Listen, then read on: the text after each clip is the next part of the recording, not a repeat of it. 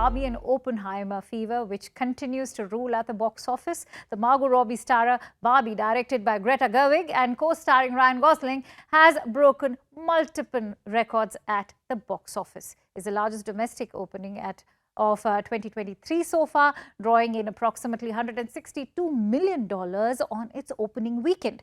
It's also the largest opening for a female-directed film in domestic markets, topping Captain Marvel and Wonder Woman. But on a global level, it's a second highest opening for a movie from a woman filmmaker, second to Captain Marvel. Then, Cillian Murphy starrer Oppenheimer, based on the father of the atomic bomb and the events that led up to the Hiroshima and Nagasaki bombings, and directed by Christopher Nolan, is sparking conversations about method acting, owing to the rumor of him skipping cast dinners and eating an almond instead.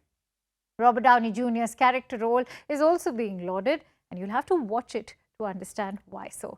Let's try and understand this entire phenomena called Barbenheimer, and for that, let me introduce my guest. I'm joined in by Seth Schackner, who's the MD of Strat Americas, a digital business executive as well. Thank you so much, Seth, for joining in.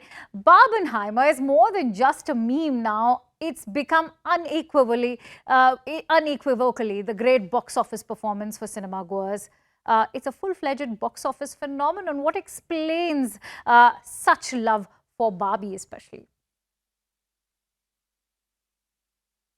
Yeah, I think it's enormous. It's interesting to hear some of the traditional retail and just traditional film marketing, techniques and programs being mentioned. I think that's a big part of it. And there's certainly a big product blitz. This is Mattel, so this is a major consumer products company. But I point out social media as increasingly one of the very biggest factors in breaking a picture, whether that's TikTok or other social media, and the activities that are coming from that, just the virality, if you will, that I think is probably in its own way creating network effects for people going into the theaters, awareness translating into theater going.